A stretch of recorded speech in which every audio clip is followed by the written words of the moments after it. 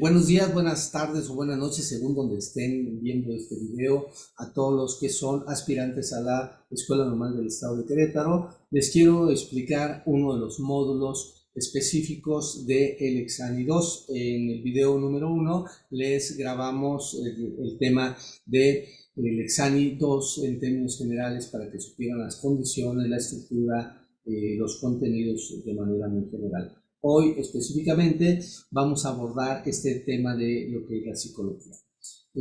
La psicología es una de las disciplinas de las ciencias sociales muy importantes que no es muy vieja, tiene apenas unos 150 años que nació como ciencia. Las ciencias es un conjunto estructurado de conocimientos que nos permite identificar elementos para explicarnos la función del hombre o del ser humano. En este caso, la psicología nace de la antropología o se deriva de ahí porque la antropología estudia al ser humano, pero no el ser humano en términos generales, sino específicos, así como la psicología se va a buscar la especialización de lo que es los procesos internos que tiene el ser humano para entender sus sentimientos, sus formas de pensar, sus formas de aprender. Entonces, de acuerdo con el Exani, este examen que ustedes van a realizar, que tiene 24 reactivos, tiene las siguientes áreas, subáreas, que son las bases biopsicosociales de la conducta y aportaciones de la psicología.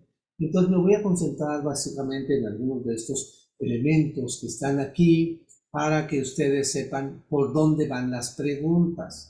Y al final de este video les voy a poner ahí abajo unos enlaces para recursos materiales o bibliográficos que ustedes puedan ver con mayor detenimiento y puedan entender el tipo de temáticas que es el área de psicología, así como un pequeño ejercicio de 20 a 25 reactivos que ustedes podrán hacer como si fueran a hacer el examen en este momento, ¿no?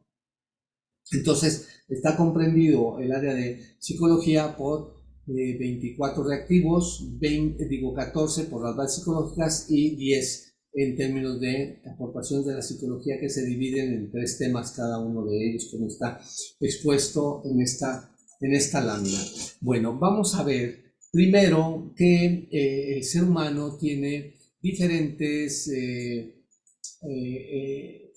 sistemas que le ayudan a sobrevivir o a aprender. Entonces vamos a encontrarnos aquí el sistema nervioso central y periférico, que tiene un tipo de células especializadas que se llaman neuronas. Ojo, el sistema nervioso central es todo lo que es el cráneo y hasta el cerebelo, y todo lo que es periférico es del cerebelo hasta abajo de la columna vertebral y que está irradiando conexiones para hacer que todo funcione, o sea, todo nuestro cuerpo funcione bien. Entonces el sistema nervioso, el central y periférico, hacen que seamos lo que somos o que nos entendamos como seres humanos diferenciados de otras especies o seres vivos, ¿no?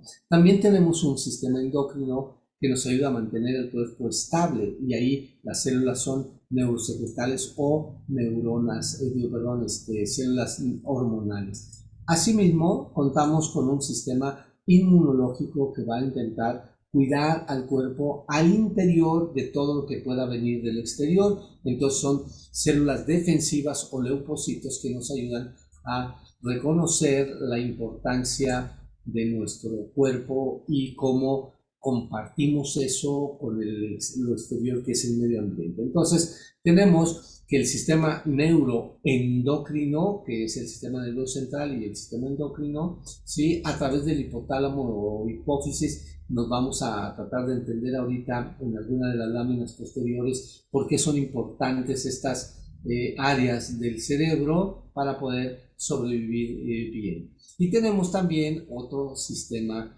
que se llama sistema nervioso simpático, que de simpático no tiene nada, pero que nos ayuda a tener respuestas ante el estrés. El estrés es aquella situación de riesgo o que puede poner en peligro nuestro nuestro cuerpo o nuestro estado emocional. Y entonces tenemos este sistema nervioso simpático que nos ayuda a prevenir sobre todo esta parte. Entonces vamos a ver un poco lo que es el sistema nervioso en cuanto a sus estructuras, que son los lóbulos, estructuras que tenemos en diferentes áreas del cerebro, las funciones que realizamos a través del cerebro, como la cognición, la memoria, la motivación y la emoción, así como estas bases moleculares, es decir, cuáles son las hormonas o los neuroquímicos o neurotransmisores o sustancias que produce nuestro cerebro ante cualquier tipo de acción, actividad, movimiento o emoción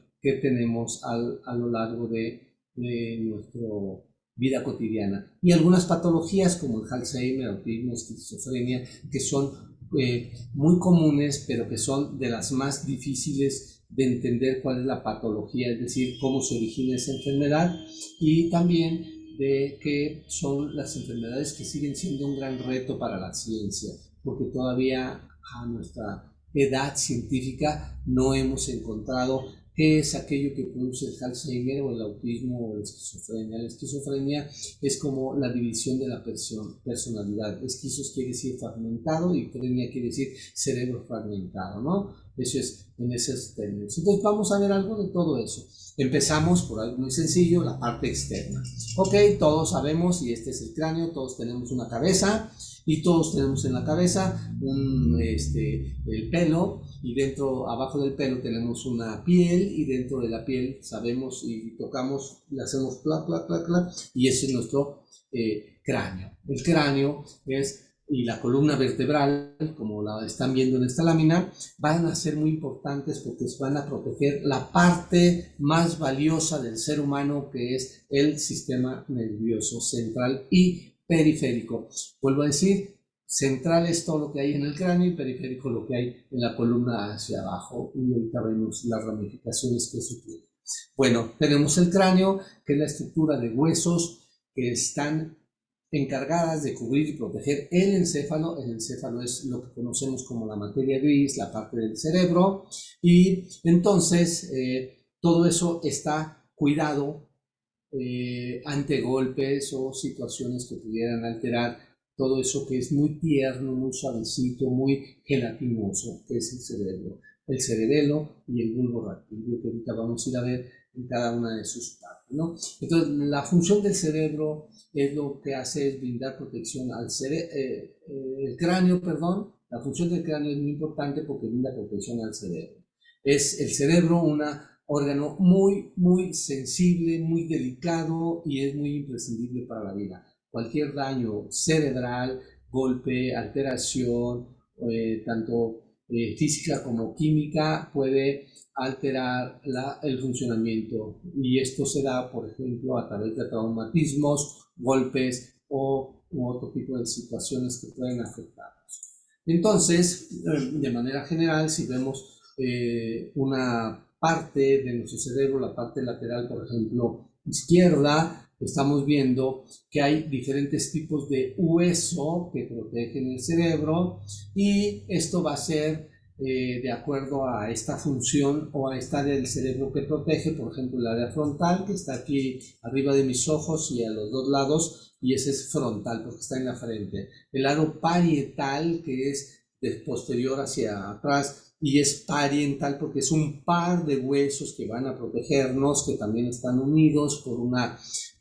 pequeñas cuestiones aquí que vemos en esta división de colores. Y el área temporal, que es en los oídos y un poquito más hacia arriba, en ambos lados. Y el lado occipital o el hueso occipital, que es la parte que va a cubrir principalmente lo que es el cerebelo. Tenemos otros huesos que no son necesariamente para proteger al cerebro, pero para buen funcionamiento de nuestro cuerpo, como la mandíbula, los maxilares, los huesos nasales, que son los que nos ayudan a tener la cavidad donde están nuestros ojos, y otro tipo de huesos, ¿no? Entonces, esos son importantes para proteger todo lo que hay como lo más valioso de nuestro funcionamiento. Ya de manera más particular podemos ir identificando huesos no como áreas como estos que estamos viendo aquí en esta lámina, sino ya más específico. Entonces ya tenemos el hueso elmoides, el hueso frontal, el esfenoides, el temporal, el occipital, que se divide en varias partes, la mandíbula, que también tiene lo que es la cabeza de la apófisis, la rama, la línea oblicual, etcétera, y así varios huesos más pequeñitos. Recuerden que nosotros tenemos muchísimos huesos dependiendo la edad en la que estamos, porque vamos creciendo y vamos madurando cartílagos que se convierten en algo más sólido, que son los huesos. En el caso del cerebro, que es el que nos protege mucho, es la última parte del cráneo que se desarrolla una vez nacidos. No sé si ustedes vean o han visto sus hermanos, sus parientes, nietos, nietos, sobrinos o alguien cercano, que aquí en la parte de arriba del cráneo está flojito o aguadito. Entonces a eso se le llama, este es un hueso muy especial, que es, le llaman mollera a algunos, y se siente y es blandito porque todavía está sin consolidarse como hueso. Entonces, pero eso hace que sea más sensible, y cualquier hendidura hace que tengan alteraciones los niños o las niñas en esa área. Pero es porque estamos en una etapa de crecimiento y maduración, ¿no? Hay huesos de la cara que también nos van a estar ayudando para gesticular, para respirar, para mirar, pero también de alguna manera están conectados con lo que son, por ejemplo, el área frontal, el occipital o el parietal, etc. Entonces, los huesos de la cara, de todo lo que es la cabeza, perdón, nos ayudan a proteger el cerebro, ¿no? Vamos ahora a la parte media. ¿Qué pasa entre el hueso? Es decir, si nos rapamos y quitamos todo el pelo, y entonces después del cráneo y la piel, después de la piel, ¿qué sigue? Pues sigue ya el hueso completo, que le llamamos cráneo, y luego vamos a encontrar una serie de capas que van a ayudar a proteger el cerebro, como podemos ver aquí. Esto que conocemos como dura madre es después del cráneo, es ese hueso amarillito. Abajo hay la dura madre, que está compuesta por una capa perióstea, es decir, muy pegada al hueso, al cráneo, y luego una capa meningea, como esta, que es más suavecita, más cartilaginosa, ¿no? Y después hay otro espacio que es muy importante, que se llama aracnoides. Se le llama aracnoides porque tiene la estructura o la figura de una araña, de una telaraña, y entonces eso es el aracnoides, junto con el espacio subaracnoideos y la pía madre, que es es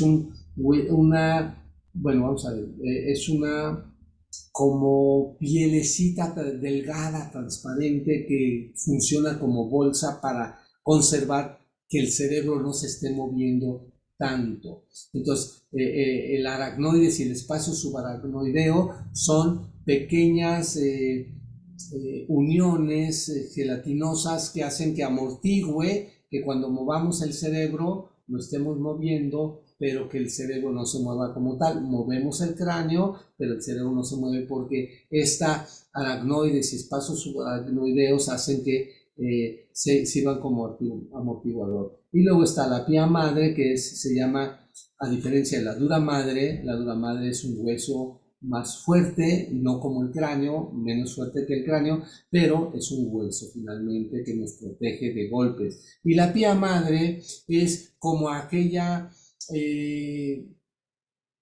tela que cubren algunos músculos. Por ejemplo, si ustedes van a la carnicería y ven y que a los carniceros que le están quitando una pielecita delgadita, blanca, transparente, eso sería como la pía madre, ¿no? Es decir, aquello que sirve como bolsa para proteger el cerebro, ¿sí? Y luego está lleno de otras sustancias, o vasos sanguíneos, porque nuestro cerebro está irrigado finalmente de muchas sustancias. Uno es el líquido cefalorraquídeo, que ahorita vamos a ver, que es el que sirve para hacer la limpieza, que funciona ese líquido cefalorraquídeo similar a la sangre, cuando la sangre recorre todo nuestro cuerpo para limpiar y volver al corazón y oxigenarla. Aquí funciona muy más parecido a este líquido cefalorraquídeo. Vamos más a detalle para que nos quede claro, ¿no? Aquí tenemos la piel que tenemos arriba, luego sigue el periósteo o el cráneo, luego el hueso, la dura madre, la aracnoides, la pía madre y luego ya el tejido nervioso que ayuda a cubrir todo lo que es esto, que es la materia gris, ¿no? El cerebelo principalmente. Entonces la pía madre es esa membrana que está íntimamente adherida al encéfalo y a la médula espinal porque la está protegiendo para que no se desparrame, para que no se mueva del todo. Entonces aquí finalmente tenemos otra visión. Entonces está la dura madre, aquí está el hueso, perdón, la dura madre, las aracnoides, vean cómo están estas laminitas que pegan en la aracnoide madre para hacer como amortiguador. Entonces cuando se presiona el cerebro no pega directamente hacia abajo porque tiene la pía madre que protege al cerebelo o al cerebro, y estas son aracnoides, son como arañitas que están ahí. Lo mismo va a suceder en la médula espinal. Recordemos, este sistema nervioso central, todo lo que es cabeza, cerebro. Sistema nervioso periférico, a partir de la médula aquí del hueso de Atlas hacia abajo, ¿no? Bueno, vamos a ver, aquí están las meninges. Esta es, por ejemplo, parte de la médula espinal, que está igualmente protegida por el hueso, que son que son fibrosas, osamento o huesos, y luego está protegido por una pía madre y luego ya los vasos sanguíneos que hacen la irrigación de las respuestas que debemos de emitir del cerebro o las emisiones que son receptoras de estímulos diferentes, ¿no? Bueno, así ya viendo las meninges del encéfalo sería así. Si abriéramos a alguien de un cráneo, que no lo vamos a abrir, por favor no lo hagan en casa, es nada más fines didácticos para entender que tenemos el cráneo y luego del cráneo está la dura madre y luego los aracnoides, esas sustancias gelatinosas que hacen que sean amortiguadores, y luego la pía madre, que es este tela transparente, pero lo que hace que es que funcione como bolsa para proteger la materia gris, que es nuestro cerebro, como lo tenemos ahí, ¿no? Entonces vamos a ver un poco ahora lo que es la anatomía del cerebro, para que más o menos vayamos entendiendo la importancia que tiene. Entonces tenemos área frontal, que es hacia su lado izquierdo, el lado frontal, así estamos viéndonos, ¿sí? Y el cerebelo, que es esta parte más gris a su lado derecho, ¿verdad? Están todas estas áreas protegidas por el cráneo y todas las sustancias o las estructuras que hay entre el cráneo y propiamente dicho el cerebro. Entonces tenemos el área frontal, que es esta parte amarilla, el parietal, lóbulo, el occipital, que es hacia atrás, específicamente en donde va a estar la memoria y cosas de esta, ¿no? Y los lóbulos temporales, que son atrás de las orejas. Entonces los huesos son del mismo nombre del área que protegen en el cerebro. Pues visto esta también de manera superior hacia abajo, vamos a ver que el cerebro tiene una estructura parecida a la de una nuez, y entonces está en una parte que le llamamos hemisferio derecho, y luego hemisferio izquierdo, el cerebelo, y luego sigue la columna vertebral que va terminando el cerebelo, que es la parte de atrás, hacia abajo hasta el coxis. Entonces, visto en dibujito, vamos a encontrarnos como que es el sistema nervioso periférico. La parte de arriba, que es el encéfalo, es el sistema nervioso central, pero luego está todo lo que es las áreas de la médula espinal, que está dividido de acuerdo a las áreas entre la parte más arriba, que son las cervicales, luego las torácicas, lumbar y la sacra. Entonces aquí es donde vamos a encontrar huesos que tienen al interior una médula espinal, que es la que hace las mismas funciones de la materia gris del cerebro. Entonces, tenemos aquí otra lámina de cuál es la importancia del líquido cefalorraquídeo. Este líquido funciona como la sangre, es un líquido que limpia, es decir, es el que recoge todas las impurezas aquí alrededor de todo el sistema nervioso central periférico. Se crea, o sea, apertura aquí y luego circula por todo el cuerpo gris y va recogiendo toda la basura de todo lo que todos los secretores de los neurotransmisores y luego llega a un espacio donde se limpia. Vuelvo a decir, igual que en la demás parte del cuerpo que hace la sangre, recoge toda la sangre oxidada o ya mala y llega al cerebro, y el cerebro a través de la sístole y la diástole lo que hace es expulsar una sangre nueva, oxigenada, que va a hacer que le dé vida de manera constante. Cada latido de corazón es una sístole y una diástole, entonces abre y cierran las arterias o la aorta para que el corazón mande o bombee la sangre nueva hacia todas las venas, arterias de nuestro cuerpo. En este caso, el líquido cefalorraquídeo hace la misma función, hace que siempre esté funcionando nuestro cerebro. Entonces, este líquido es claro, es incoloro, baña todas las superficies externas del encéfalo y la médula espinal, actúa como un amortiguador que es muy importante entre los huesos circundantes del cerebro y para protegerlo en sus funciones. Y sirve de lubricante además para que esté dándole como actividad a las diferentes áreas del cerebro. Eso es lo importante de ello, ¿no? Entonces, ¿cuáles son las funciones del líquido cefalorraquídeo? Es un amortiguador para evitar traumatismos o golpes. Entonces tenemos ese líquido que amortigua el golpe y hace que no suframos daños hacia el cerebro, porque serían algunas de esos traumatismos, golpes serían irreversibles. Proporciona estabilidad mecánica y sostén al encéfalo, sirve como un reservatorio o ayuda en la regulación del contenido de ese líquido del cráneo, nutre el sistema nervioso central, elimina metabolitos que están circulando, que son sustancias ya no funcionales o no muy adecuadas para que estén en el área del cerebro, las recoge y luego las limpia. Hay un espacio como la del corazón para poder limpiar, ¿no? Entonces sirve como vía para las secreciones pineales que alcanzan la hipófisis, que ahorita es un área muy importante que vamos a revisar, ¿no? Entonces, este líquido cefalorraquídeo es este azul que hace que esté circulando alrededor del cerebro y por todo alrededor de la médula espinal. Eso hace que todo lo que se secreta en el cerebro se recoja y se lleve a un área de mantenimiento de limpieza.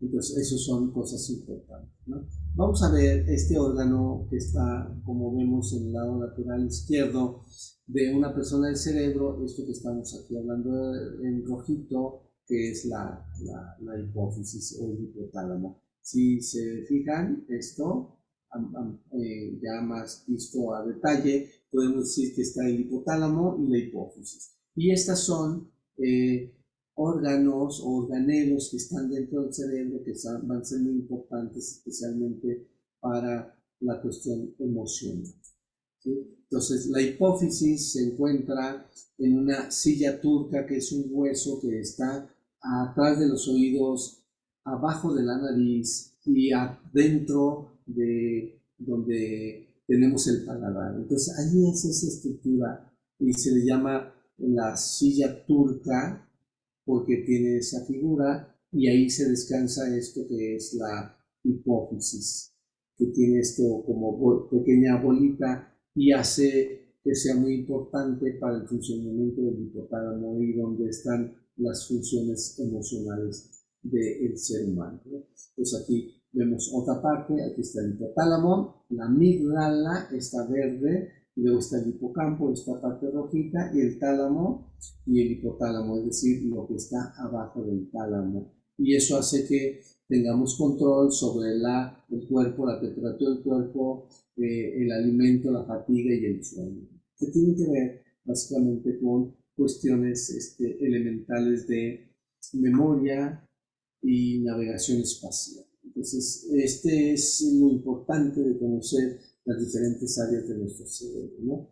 Entonces, en el caso para nosotros como maestros en ciernes o en preparación, lo que vamos a tratar de entender que el hipocampo ayuda mucho para el aprendizaje, es decir, hay un aprendizaje asociativo en donde se puede empeorar, aumentar en cuestión de manipulación del hipocampo. Entonces depende del estímulo, si es positivo para favorecer el aprendizaje o si es negativo es donde vamos a tener pequeñas diferencias. Por nuestro cerebro se irrigan diferentes nervios craneales, son 12 pares que están expuestos para que funcione mejor nuestro organismo, ¿no? Por ejemplo, si vemos en el área frontal, que es esta que estoy señalando abajo del nervio olfatorio, ¿sí? Este nervio, perdón, sale de aquí y irradia todo lo que es el olfato. Entonces, ¿por qué podemos oler? Porque tenemos no solamente el órgano, sino hay un área del cerebro que se va a encargar de analizar y estudiar los sentidos del olfato, ¿no? O el sentido del olfato, los estímulos que le mandamos al cerebro. Tenemos por el otro lado también el área frontal, pero del lado derecho de nuestro cerebro, el nervio óptico, que tiene que ver con la visión. Y también, pero en la parte más parietal o central, tenemos estos nervios craneales que nos van a ayudar a resignificar lo que son los movimientos de los ojos. Y del lado parietal, en la parte superior, vamos a encontrar el nervio vestíbulo coclear, que tiene que ver con el equilibrio o estos conductos circulares para ubicarnos en espacio, tiempo y ubicarnos fácilmente. Y recuerden que estos nervios, nervio vestíbulo coclear se va al oído medio porque es ahí donde tenemos algo parecido como esto, ¿no? En el lado izquierdo tenemos el nervio facial en la parte parietal, pero que hace que se irrigue desde ese nervio todos los funcionamientos de los músculos del rostro. Y tenemos también el nervio accesorio que va a hacer que funcione todo lo que es el cuello, está muy ligado con eso, ¿no? Y luego tenemos el nervio glosofaringeo, que está aquí casi arribita del cerebelo, y eso nos va a permitir, junto con el hipogloso, hacer que se irrigue de manera completa el funcionamiento de todo lo que es la parte del cuello, en la parte frontal y los maxilares, ¿no? Es decir, lo que es mover la cuestión de la boca y la sensibilidad de la lengua. Y por último tenemos el nervio vago, que sale también de esta partecita arriba del cerebelo, pero que va a irradiar todos los órganos de nuestro cuerpo medio, como los riñones, el estómago, los pulmones, el corazón, etc. Entonces, si se dan cuenta, el cerebro no es solamente la materia gris, sino todo lo que hacemos con ella en todas las demás partes del cuerpo.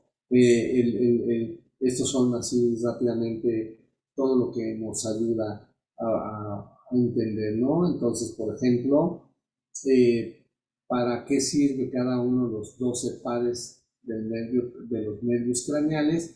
Y hacen que movamos generalmente la parte superior de nuestro cuerpo, pero la parte inferior hace que se mueva y que funcione adecuadamente con la médula espinal. Entonces, porque esa médula espinal también tiene esta parte del cerebro, ¿no? Entonces, el cerebro es la parte o el órgano más desarrollado, así se le llama, de la parte superior de nuestro cráneo. Está ubicado en la parte superior y pesa aproximadamente entre 1.200 gramos hasta 1.400, ¿no? Ya sería después muy pesado, pero promedio 1300 gramos o 1 kilo 300 gramos. Tiene una fisura interhemisférica que hace lo que sea el hemisferio derecho al hemisferio izquierdo a través de una que le llamamos cuerpo calloso, y presenta diferentes fisuras circunvoluciones, que son pequeños hendiduras donde tiene funciones específicas cada una de ellas. Entonces el cerebro tiene varias funciones como regular, las actividades motoras están en el lóbulo frontal, por ejemplo, las neuronas sensitivas en el lóbulo parietal, que es arriba de los oídos, perdón, occipital. No. Sí, parietal, que está al lado de de los oídos, ¿no? Que ahí, esos son los conocimientos. Y luego tenemos el centro de conocimiento consciente, que es cómo sabemos en qué lugar estamos, en qué tiempo, qué actividades corporales podemos hacer, y algunas áreas como por ejemplo el lenguaje, como el área de Broca y el área de Wernicke. El área de Broca es la actividad motora del lenguaje y el área de Wernicke es el área sensitiva o comprensión lectora. Aquí es donde podemos encontrar. Hay más de 1000 funciones que tiene el cerebro ya detectadas en qué parte específica del cerebro se pueden conocer. Bueno, vamos a empezar entonces con algo muy importante también aquí para conocer más el funcionamiento del cerebro, y sabemos que el cerebro tiene células especializadas. En todo el cuerpo tenemos células, pero las especializadas del cerebro les vamos a llamar neuronas. Entonces, por ejemplo, pensemos, todo el cuerpo tenemos células y las células nacen y mueren. Por ejemplo, para que les quede claro rápidamente, todas nuestras células que tenemos en el cuerpo y que han muerto salen de nuestro cuerpo a través de lo que son el pelo y las faneras, que son las uñas. Entonces, ¿por qué nos crecen las uñas? Las cortamos, o ¿por qué nos crece el pelo? Porque esas son células muertas que el cuerpo las está desechando. Pero las neuronas especializadas del cerebro, estas no, cuando mueren, no nacen nuevas. Entonces, células especializadas del cerebro se llaman neuronas y no se reproducen. Por eso hay que estarlas cuidando mucho, mucho con nuestro ejercicio, con nuestra alimentación, con nuestras emociones. De manera sencilla, podemos decir que una neurona modelo es esta que tenemos del lado derecho, que tiene dendritas, tiene un cuerpo o soma, tiene una vaina de mielina esta que parece como chorizo, y los nodos de Ranvier que están entre cada uno de los fragmentos de la vainilla de mielina, y esto que se denomina como axón termina en el telendrón o teledendritas, que van a ser las que van a provocar la unión de esta neurona con otra neurona. Esta es una neurona aislada de todo lo demás, pero ninguna neurona está así. Todas están interconectadas, y eso es la importancia que tiene nuestro cerebro, ¿no? ¿Cuáles son los tipos de neuronas? Que se llaman sensoriales, motoras e interneuronas, ¿no? Entonces, por ejemplo, cuando tenemos la piel, ahí tenemos terminales nerviosas, y cuando sentimos calor, frío, dolor, lastimar algo, entonces viene la terminal nerviosa que es sensible y va a mandar el mensaje al cerebro, al kiasma, en donde se resignifica y se manda a que el área específica emita una respuesta para ese estímulo. Entonces, por ejemplo, cuando yo toco algo caliente, de manera rápida, casi inmediata, manda el mensaje en la piel hacia esas neuronas sensoriales, pasa al área motora, y el área motora del cerebro le dice: no seas pendejo, quítate de ahí porque te vas a quemar. Entonces es un estímulo sensible y un estímulo motor. Entonces, neuronas sensibles, neuronas motoras. ¿Sí? Entonces, bueno, por ahí más o menos para que veamos, hay diferentes tipos de neuronas. Las neuronas tienen dos tipos de comunicación, unas con otras, una parte que es química y otra parte que es eléctrica.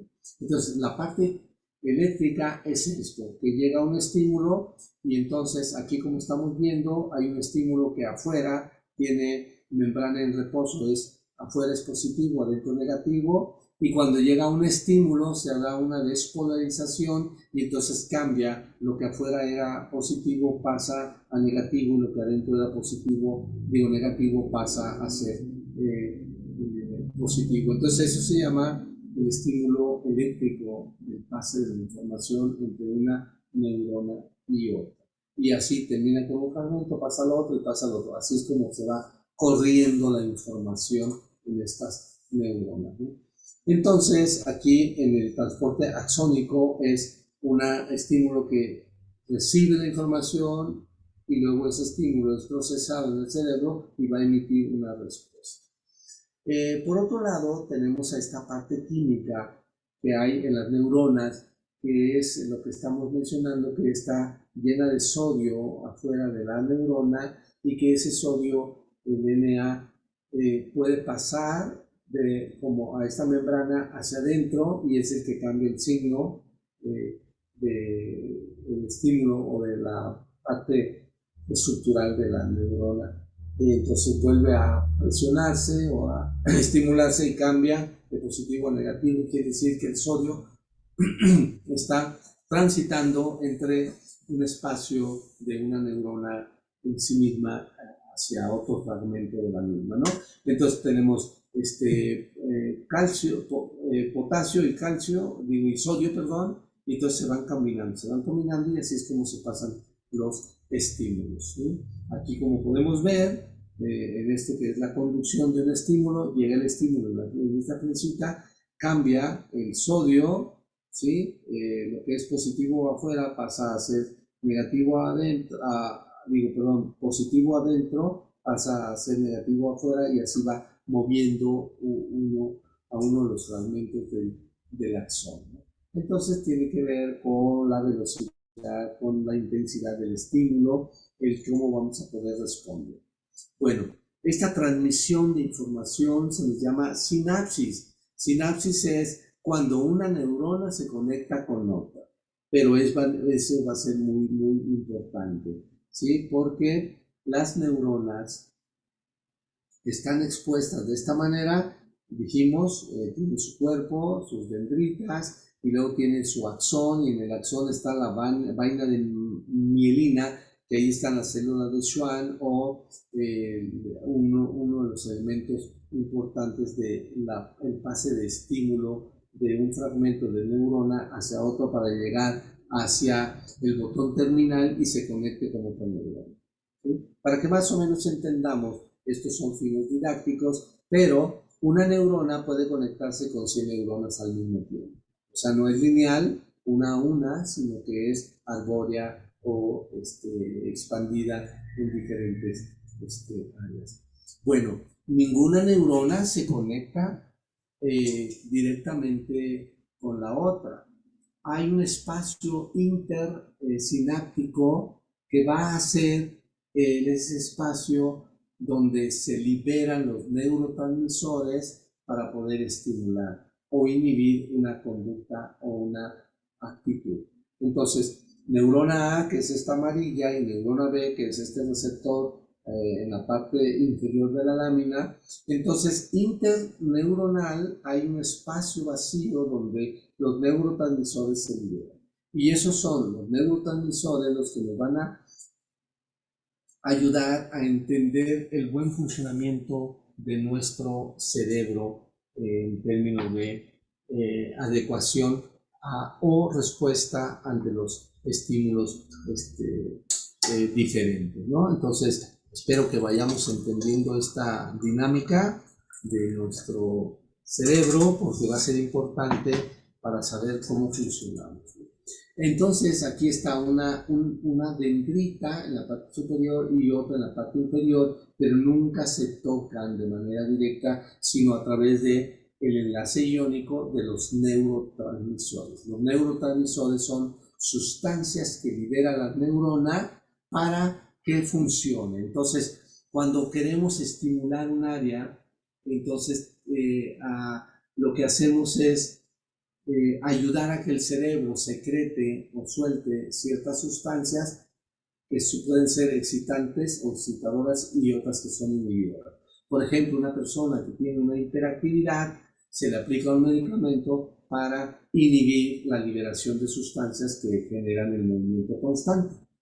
Y alguien que, por ejemplo, está muy deprimido, lo que se hace es también de manera química ponerle un estimulante en las sustancias para que esas que se secretan en el cerebro, en los espacios interneuronales, sean los que exciten el movimiento y los inviten a hacer algo, que no se queden quietos, ¿no? Entonces, así de maravilloso es nuestro cerebro. Hay diferentes tipos de neuronas, unipolares, bipolares, multipolares, que tienen un solo soma o cuerpo, otras que pueden tener dos, unos que lo tienen en una orilla, otros en la otra orilla, otros al centro, etc. Entonces hay multiplicidad de neuronas en ese sentido.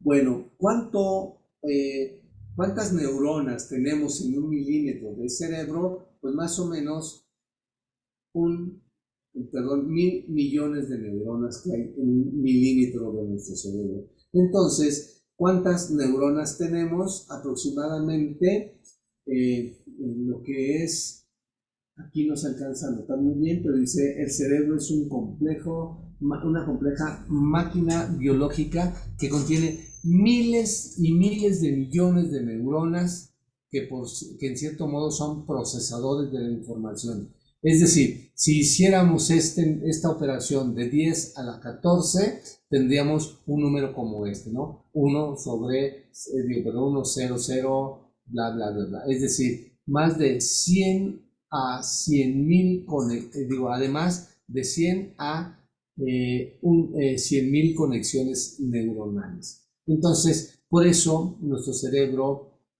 no sabemos cómo funciona del todo, porque seguimos explorando de manera científica cuáles son todas las áreas o posibilidades del funcionamiento de nuestro cerebro. Para que más o menos veamos cuántas neuronas tenemos en el cerebro, es mayor el número de neuronas que estrellas en la galaxia. Y en la galaxia es muchísimo. Entonces, neuronas que tenemos en el cerebro son más. Por eso es difícil entender nuestro funcionamiento neuronal. Entonces, no podemos decir que el ser humano solamente utiliza el 10% del cerebro, porque todavía no sabemos cuál es el 100% del funcionamiento del cerebro. Es decir, de todo aquello magnífico que podemos hacer como seres humanos, ¿no? El consumo de energía de nuestro cuerpo es aproximadamente del 20%. Es decir, la energía que adquirimos a través de los alimentos, el ejercicio y los líquidos, etcétera, todo eso produce energía en nuestro cuerpo. El 80% es para todo el cuerpo y solo el 20%, que es muchísimo, lo utilizamos en el cerebro.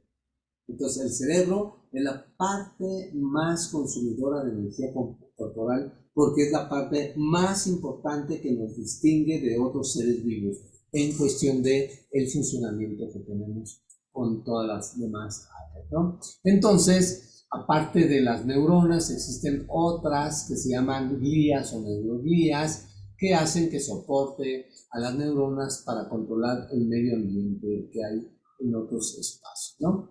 Ahora vamos a ver el sistema nervioso central y periférico. Sabemos que tenemos dos partes del cerebro, la parte izquierda o la parte derecha. Cada una de las partes de los hemisferios se dedica a cosas especializadas, ¿no? Por ejemplo, el hemisferio izquierdo es que tiene que ver con palabras, números, lógica, procesos, memoria a corto plazo, y la diferencia del hemisferio derecho es que tiene que ver con el arte, la música, la creatividad, los sentimientos, la memoria a largo plazo.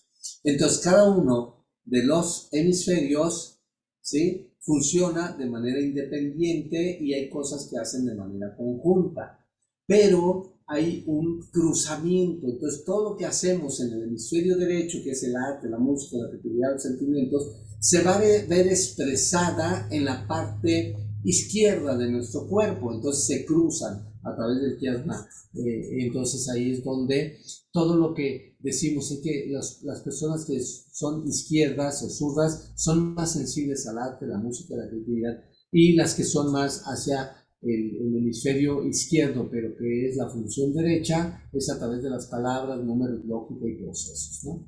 Entonces, vamos a ver que nuestro sistema nervioso, el sistema nervioso central es el encéfalo, que está el cerebro, el tronco encefálico y el cerebelo, y ahí en el tronco encefálico está la mesencéfalo, la protuberancia anular y el bulbo raquídeo, que es el que conserva ese líquido que limpia todo nuestro cerebro.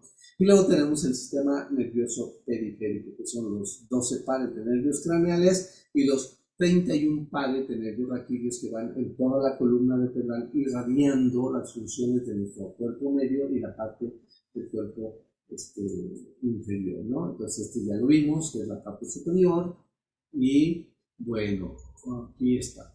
Este sería como el sistema nervioso somático, es decir, todo lo que es nuestro cuerpo, a través de los nervios espinales o los nervios craneales, que ya sabemos e intuimos que puede tener una buena irrigación.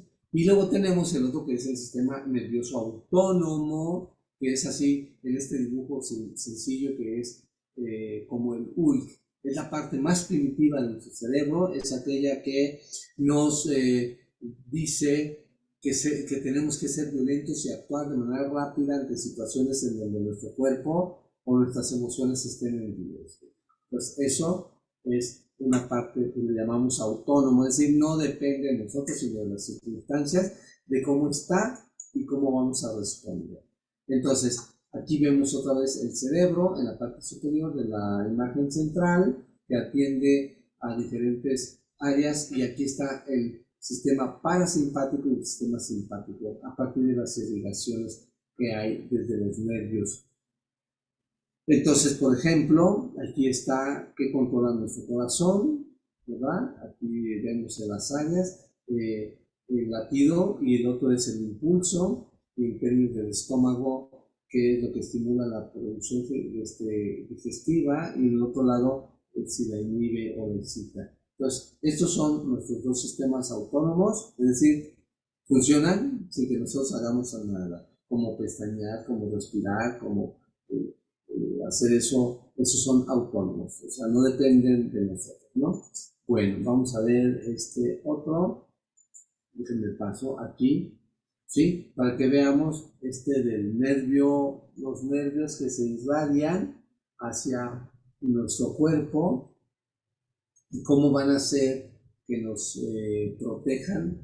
Este es el sistema nervioso entérico, también le llaman segundo cerebro, porque es todo lo que hace que funcione el estómago, el intestino grueso, el intestino delgado, y hacen que suframos o no cierto tipo de enfermedades, ¿no? Bueno, entonces vamos a ver ahora cómo aprende el cerebro a lo largo de la vida. Entonces tenemos que, aquí el aprendizaje va a depender mucho de la edad. Y hay algo que conocemos como plasticidad cerebral, y es la capacidad adaptativa del sistema nervioso para regenerarse de manera atómica o funcionalmente, después de estar sujeto a ciertas influencias. Entonces se dice que los bebés y los niños de cierta edad, menores a 9 años, tienen una plasticidad cerebral y por lo tanto están aprendiendo de manera constante, que no así lo hacen los adultos, por ejemplo, ¿no? Entonces también esta plasticidad cerebral es la capacidad que tiene el cerebro para adaptarse a nuevas situaciones. Por ejemplo, a la memoria, a recuperarse de tensiones o de lesiones, a lograr aprendizajes, y cuando hay mala adaptación, por ejemplo, serían enfermedades como adicciones, epilepsia, etc. Entonces, veamos que una neurona del lado, estas neuronas tomadas de ratones, y podemos ver que hay una neurona en el lado izquierdo que no tiene buena ramificación, es decir, es sencilla, podemos verla tanto en donde está la S y en el cuadrito menor, y luego en la E, que es una neurona muy estimulada. Veamos cómo tiene más ramificaciones, tanto en sus axones como en sus dendritas, son más sólidas, más más compleja, ¿no? Bueno, ¿qué tiene que ver la edad adulta y el adulto mayor? Los mayores o los adultos evidencian especificidad de diferenciación del uso del cerebro y, por ejemplo, pierden algunas funciones porque el cerebro se está desgastando entre mayor edad pasa. Entonces, no es igual que un niño que siempre está motivado a tener una capacidad intelectual y una actitud de éxito y de movimiento en el cerebro que les ayude a pensar de manera positiva sobre su propia vida, ¿no? En la cuestión del sueño y el aprendizaje también se señala algunos puntos valiosos como que el cerebro necesita descansar. El cerebro es como nuestro cargador de nuestro celular. Por ejemplo, si ustedes saben, despertamos cuando ponemos a cargar el teléfono y la pila está al 100. Estamos amaneciendo con todo. Pero cada función que vamos haciendo con nuestro celular va quitándole sentido a la batería o puntos. Entonces va bajando la batería a lo largo del día, llegamos a la noche y ya traemos 20% de pila o se nos acabó la pila. Entonces así funciona el cerebro. El cerebro es mágico, es maravilloso, es excelente. A mí me encanta en lo particular estudiar el cerebro. Y aquí este cerebro lo que hace es que está al 100, pero en el transcurso del día llegamos a perder mucha batería simbólica de este funcionamiento del cerebro y se empieza a cansar. Por eso estamos cansados y por eso el cerebro nos obliga y nos dice, duérmete. ¿Para qué? Para que yo haga una reparación de todo lo que has vivido el día de hoy, lo acomode de una manera tal que cuando tú despiertes, empieces al 100, es decir, tu memoria ya no esté ocupando ciertos espacios, las imágenes o las experiencias que viviste en el día estén de nuevo para ti libres y puedas meterle nuevas experiencias. Entonces, el sueño es el reparador o el cargador de nuestro cuerpo. Si yo tengo un buen sueño de reparador, entonces amanezco al 100 y tengo todo ese 100 para utilizarlo adecuadamente en aprendizajes, en experiencias, en emociones durante el día y sabiendo que a la noche se me va a bajar la pila y entonces tengo que dormir de nuevo porque el cerebro me obliga, porque ocupa el 20% de la energía para hacer sus propios procesos. Y como yo ya tengo poca batería, entonces el cerebro empieza a anular mis funciones. Y entonces mi cuerpo está cansado y ya cuando ya me duermo, entonces me nubla, me cierra la mirada, ya no veo, entonces gasto menos energía, cierro los oídos al mínimo. Entonces todo eso hace que el cerebro trabaje durante toda su vida y en el sueño lo que hace es reparar nuestro cuerpo o nuestras emociones. Por eso despertamos bien. Cuando estoy demasiado cansado, alterado o cosas que están alterando mi cerebro, el cerebro me obliga a cerrar eso durmiéndome y entonces me resignifico en el siguiente momento. Que es ahí. Entonces, la mente humana tiene mucho que es el sistema sensorial y el sistema cognitivo. Sensorial son nuestras sensaciones y cognitivo son nuestros aprendizajes. Y en la cuestión de aprendizajes tenemos componentes básicos como la atención, la percepción, la memoria y la inteligencia. Todo esto hace que yo me distinga de los otros seres vivos, ¿no? Entonces tenemos los procesos cognitivos básicos como atención, percepción y memoria, lo tienen igual otros animales, pero los procesos cognitivos superiores como el pensamiento, el lenguaje, la creatividad, el recuerdo, solamente, el recuerdo selectivo solamente lo tenemos, o sea que no es la memoria, sino el recuerdo selectivo, es decir, yo selecciono dentro de mi experiencia de vida qué es aquello que quiero recordar. Entonces, eso es solamente de nosotros como procesos superiores del cerebro. Hay otros animales que se acercan a ello.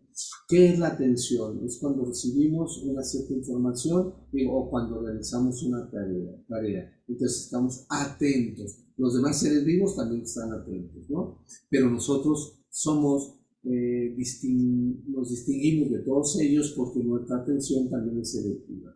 Entonces, características de la atención es que es más amplia, es más intensa, oscila, es decir, va de un lado hacia otro y tenemos un poquito más de control sobre esas emociones. ¿Sí? Entonces tenemos aquí la cuestión de la percepción, que es cómo funcionan nuestros 5 órganos, que no son los únicos, pero son los más conocidos. Tenemos más de 15 órganos sensoriales, pero los más conocidos o los más desarrollados, los más estudiados, son el olfato, visión, tacto y gusto.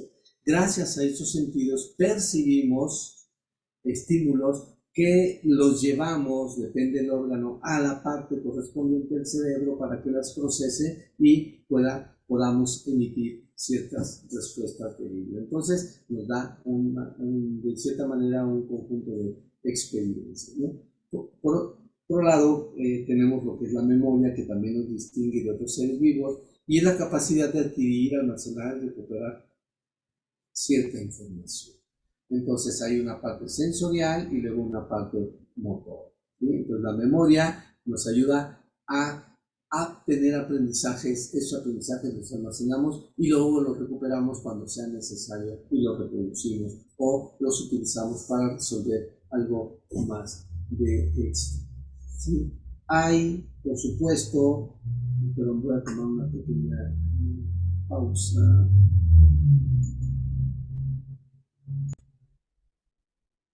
Bueno, pues ahora enseguida vamos a ver algunas teorías que son del aprendizaje y del desarrollo. Las teorías del aprendizaje son aquellas que ponen en manifiesto y describen cómo es que los seres humanos o los seres vivos aprendemos.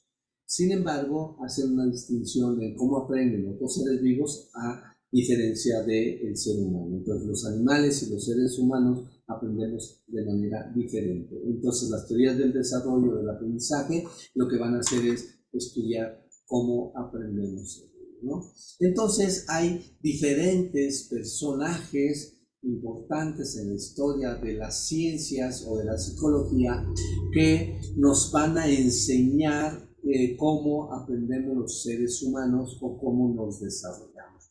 Cada uno de estos personajes hizo su propia teoría, su propia explicación de etapas del desarrollo o del aprendizaje. Vamos a ver de manera general algunas y entonces le vamos a llamar a estas que son teorías del desarrollo, como el enfoque psicodinámico y el enfoque conductista.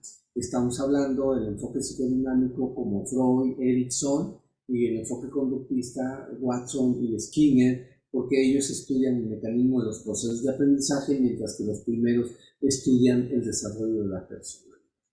También vamos a encontrar los que son del enfoque cognoscitivo, es decir, el estudio de las etapas del desarrollo del pensamiento, como Piaget, Kolber, Ausberg y Brunner, cada uno con una exposición de un elemento de cómo crecemos en términos del desarrollo y del pensamiento, ¿no? Y luego está el enfoque sociocultural, la importancia que tiene la influencia del medio ambiente en nuestro desarrollo, como las teorías de Vygotsky, Bandura y Boyle.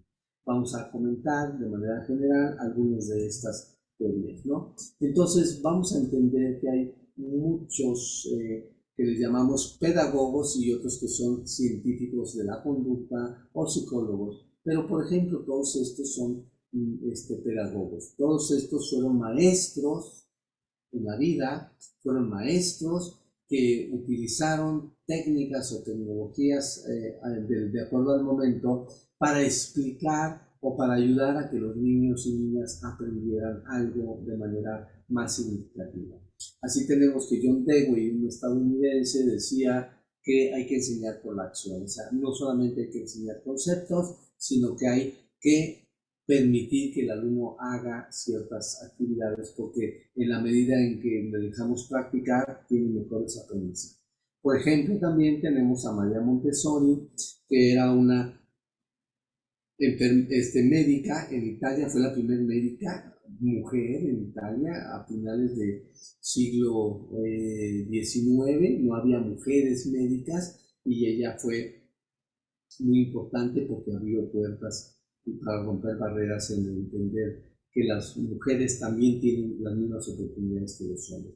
y sin embargo le interesó mucho el trabajo con los niños, especialmente con los menores, y desarrolló métodos que hizo materiales, formas de trabajo para cada uno de los niños y que pudieran trabajar con cierta libertad, ¿no? Un poco parecido a los centros de interés que, como los hizo Ovid de Groli.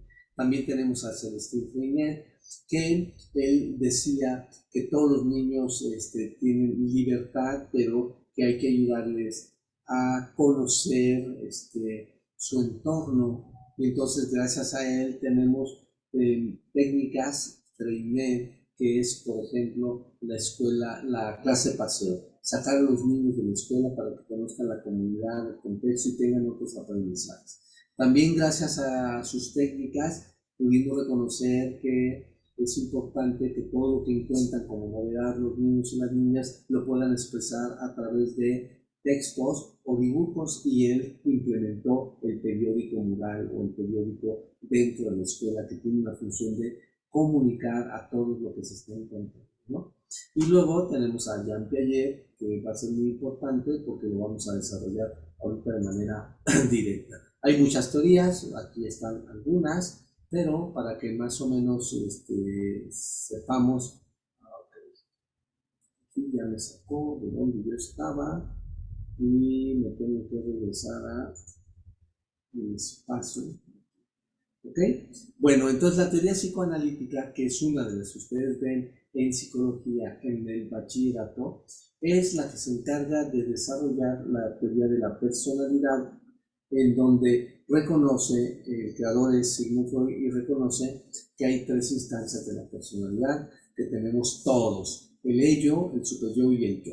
Entonces, el ello es la parte más externa, más primitiva del ser humano, y en él está la energía psíquica, tanto erótica o libidinosa como destructiva o agresiva, y eso se le llama principio de placer. El principio de placer es la parte más primitiva. El hombre es nato, primitivo, natural, expresivo, y bueno, es a veces muy destructivo o demasiado amoroso. Por eso le llama erótica libidinosa. Y luego tenemos más abajo, que es una construcción que no nacemos con ella, sino que se nos va formando a lo largo de los años a través de lo que nos enseña la familia, la religión, la cultura, los usos y costumbres, la historia, y eso se llamamos principio del deber y se conoce como superyo. Entonces es como el pequeño juez que va a estar interactuando en opacar o querer acallar al ello que quiere salir como principio de placer, pero el principio del deber le dice no, porque tú tienes que ser más educado, esto es lo que no puedes hacer, de acuerdo con nuestra cultura, etcétera, ¿no? Entonces, piénsenlo de esta manera, de manera muy sencilla, rápida.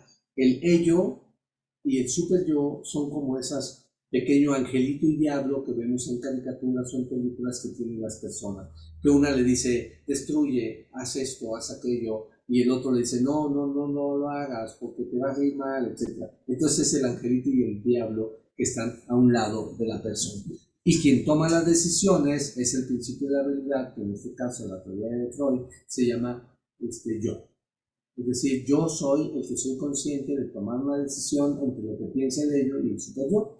Es decir, lo que me dijo el diablito y lo que me dijo el angelito, pues ambos pueden tener razón o no le va a hacer caso a ninguno porque cada quien está peleando por su propio beneficio, entonces tomo una decisión.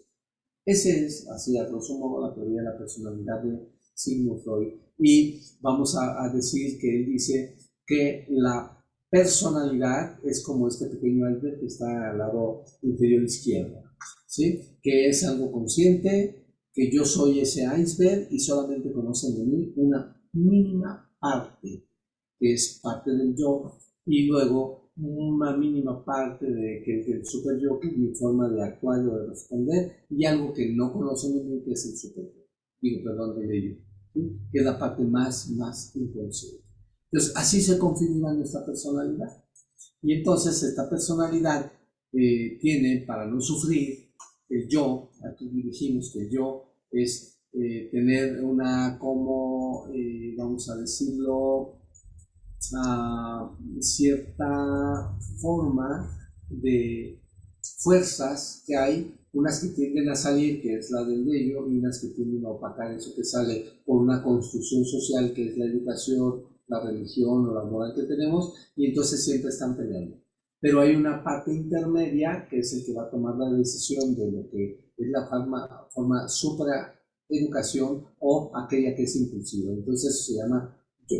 Entonces, de acuerdo con eso, el yo lo que busca es no sufrir, no tener ese tipo de situaciones que le alteren, y entonces hace mecanismos de sobrevivencia del yo.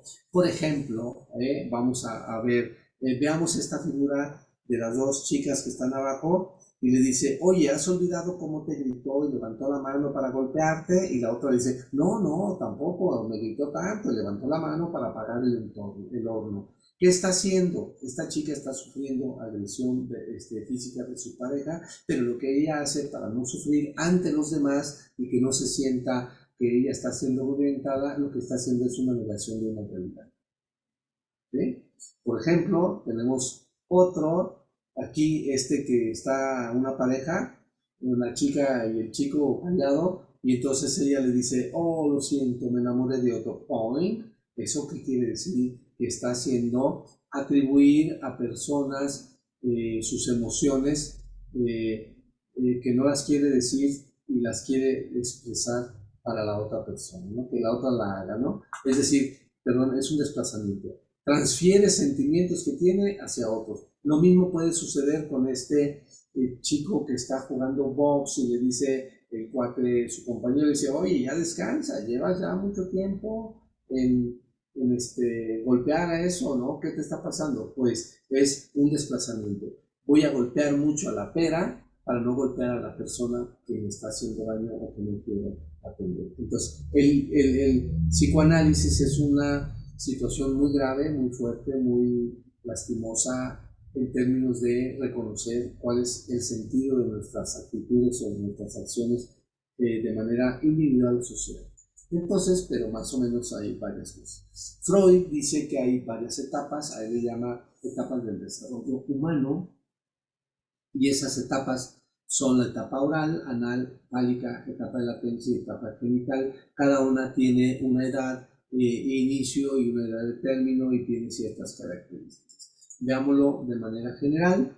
La etapa oral es de recién nacido al año y medio, y entonces ahí el niño, dice Freud, está sufriendo una angustia fuerte por haber nacido, porque estaba viviendo en el útero con la mamá en un estado de líquido amniótico, es decir, un estado líquido, y entonces se rompe la fuente al nacer, nace, y entonces va a vivir ya no en un estado líquido, sino en un estado aéreo, y entonces tiene que buscar su propio alimento, que antes lo hacía a través del cordón umbilical, y ahora lo va a hacer a través de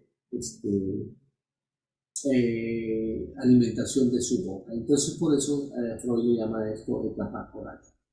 Es una zona erógena porque es el principio del placer que se da en la boca gracias al chupeteo que le produce placer oral o autoerótico que le hace sentir bien, y siempre va a buscar que todo lo que le llegue cerca lo agarre y se lo quiera poner en la boca para chuparlo, succionarlo, porque eso es lo que le produce placer. ¿Sí? Luego tenemos la etapa anal, que es entre el año y medio y los 3 años, donde la zona erógena es la zona anal, porque ahí es donde se da la retención y expulsión de heces. Es decir, se produce una ambivalencia entre amor y odio, o aceptación y rechazo de lo que tienes o lo que tienes que expulsar. Se da una relación sadomasoquista también con los padres de familia, porque aquí el niño en esta etapa es cuando empieza a tomar conciencia de la importancia que es retener o expulsar las heces, y entonces el control de su interés es cuando se tarda mucho en algunas personas y en otros es muy rápido, porque lo que está haciendo es ayudar a retener y a mostrar una situación de poder. Entonces, cuando podemos ver que hay papás que limpian al niño, se lo peinan, lo bañan y dicen, vamos a ir a una fiesta, ¡pum! Vean, llegan a la fiesta, el niño tiene 2 años y medio, 3 años, y entonces, vamos a decirlo de esta manera, la caga, se ensucia, y entonces los papás se enojan y empiezan a gritar, a enojarse con el niño, a decirle que no debe de hacer esto, y ahí empieza parte fuerte de lo que es la formación del super yo, perdón. Y eso quiere decir que te voy a decir qué tienes que hacer para portarte bien en la sociedad. Entonces, esto es parte de una etapa que es en el término del desarrollo importante. Luego está la etapa fálica, que es de los 3 a los 5 o 6 años. La zona erógena cambia, ahora son los genitales, y ahí el niño empieza a tener una primera elección de un objeto amoroso externo, ¿sí? Pero que ya no es el mismo, sino es a través de algo que va a representar a través de sus papás. Y entonces es ahí donde nace, de acuerdo con Freud, está complejo de Edipo y complejo de Electra. Complejo de Edipo es decir, el niño odia al papá porque besa a la mamá y entonces busca ponerse enfrente, retar, golpear al papá, meterse en medio cuando están en la cama, porque eso es el enemigo de su amor que tiene hacia la madre, es su padre. Y en el caso de Electra es parecido, la niña empieza a pelearse mucho en esta edad, 3 a 5 o 6 años, con la mamá porque siente que le quita su objeto de amor que se llama papá. ¿Sí? Entonces, esto lo saca Freud de la literatura griega, la explica muy bien y son cosas que vivimos de manera constante en nuestra vida futura. Para Freud, las etapas tienen que desarrollarse adecuadamente y si no se desarrollan bien, entonces lo que van a hacer es generar conflictos o traumas en la vida adolescente o adulta. Por ejemplo, el complejo de Edipo o de Electra no desarrollado hace que en la edad adulta tengamos las personas que aman a otra persona del sexo opuesto o del mismo sexo y que son mayores. Entonces ahí dice, ok, yo soy el pequeño que amo simbólicamente a quien es mi papá o quien es mi mamá en esa otra persona. ¿Sí?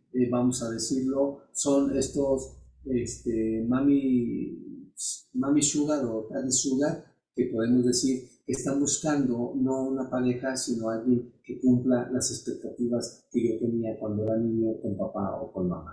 ¿Sí? Entonces, de manera general, sería muy interesante luego platicar sobre todos estos con mayor detalle.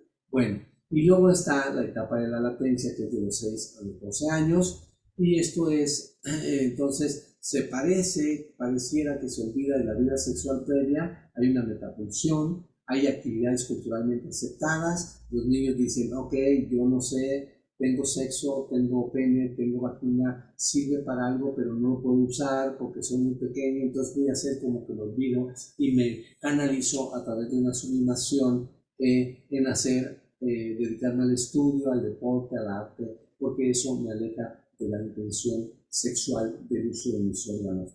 Entonces, eso es latencia, o sea, no se olvida, están ahí y es toda la etapa primaria que sufrimos, ¿no?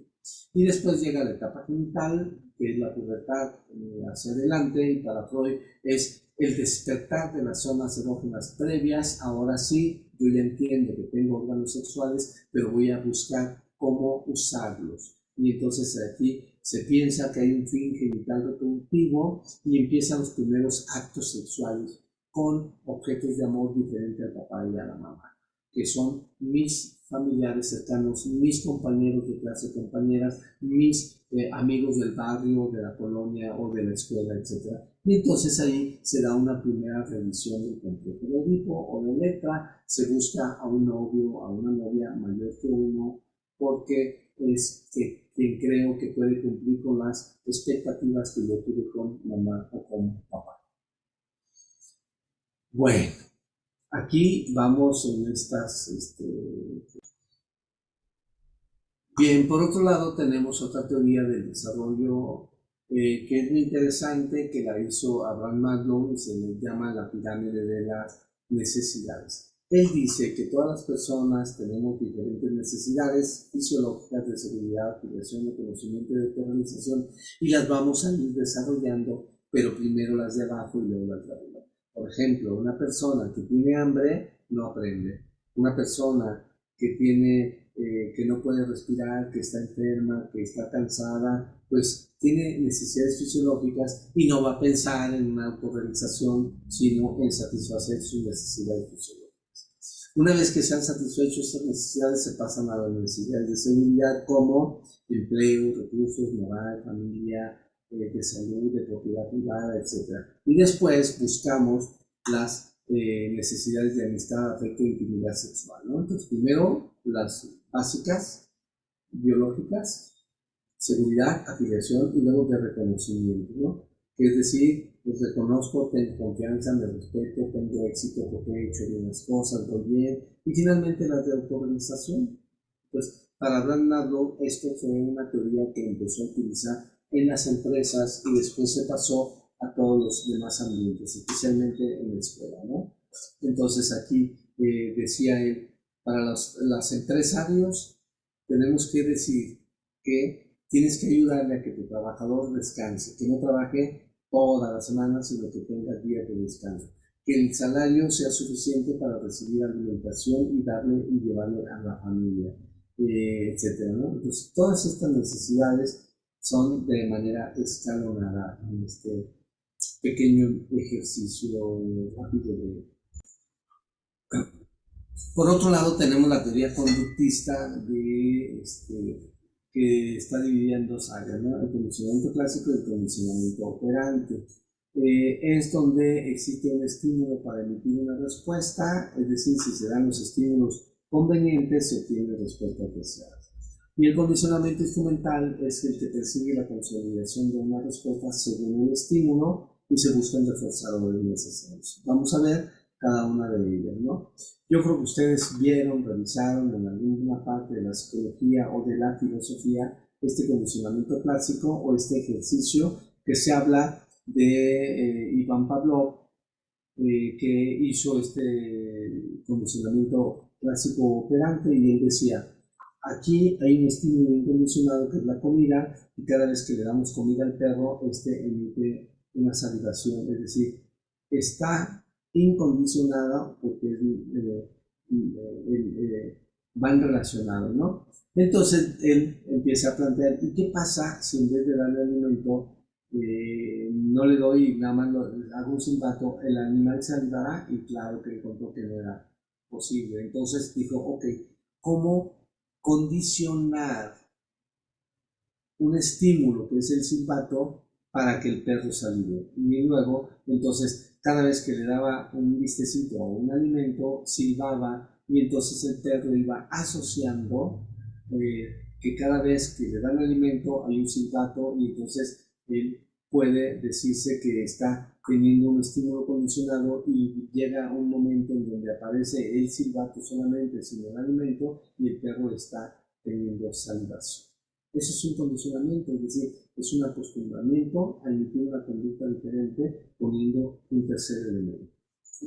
Por otro lado, está Bruce Skinner, quien nos habla del condicionamiento operante, y él nos dice que hay a todo estímulo hay una respuesta, y si yo quiero que esa respuesta se continúe, entonces utilizo un reforzador que puede ser positivo para que continúe o negativo para quitarlo. Y esto se habla de extinción o castigo, es decir, reforzadores positivos o reforzadores negativos, que es premio o castigo. Pues si un niño se pelea y yo quiero que ya no se vuelva a pelear, voy a usar un reforzador positivo o negativo, depende.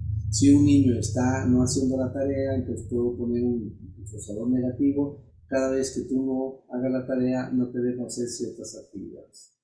¿Sí? Al revés, si tú haces esto y lo haces bien, entonces te premio. Y entonces aquí la crítica que se le hace al conductismo es simple y sencillamente que la conducta de las personas lo que va a buscar es